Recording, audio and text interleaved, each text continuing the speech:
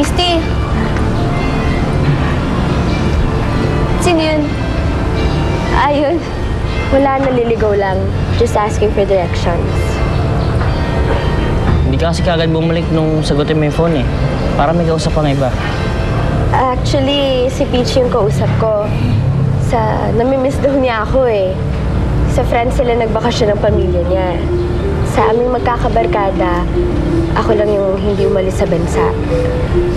Eh, kaya ka pala nandito eh. Wala yung mga kaibigan mo. Yes. Hindi naman.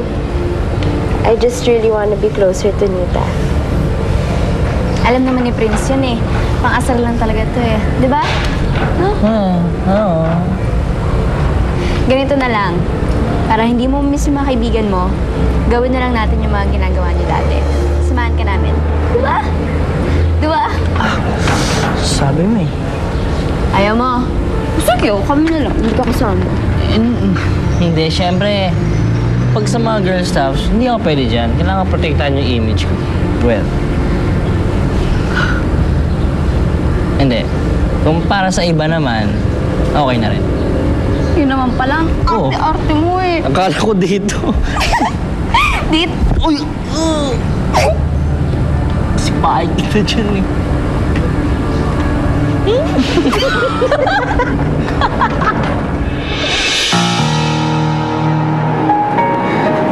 Mira?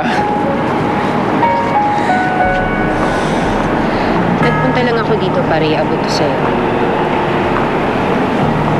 Paano? Napirmahan ko na yan, Arturo.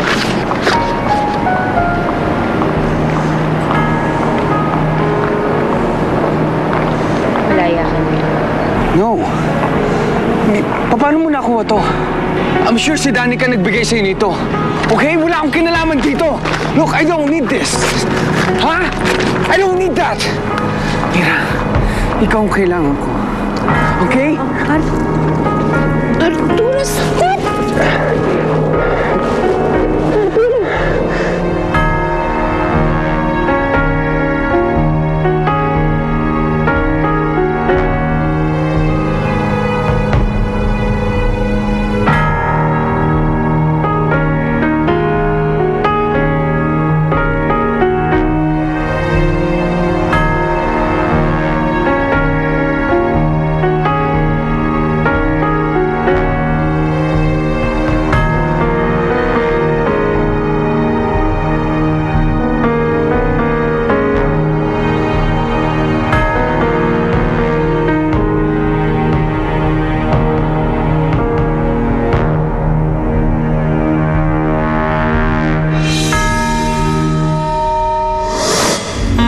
Pa rin ako gusto ni Prince, no?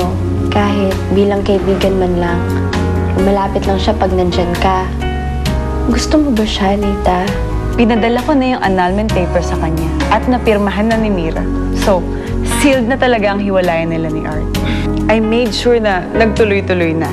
Ito bang mga sorpresa na sinasabi mo sa akin? Ayaw niyo ba yun? Magkasundo na kami ng mga pamilya namin? Huwag mong sabihin na gagawin mo rin Del Castillo yung negritang yan. I will definitely not allow him. Napanood mo ang mga nakakaantig na tagpo sa Nita Negrita. Hatid sa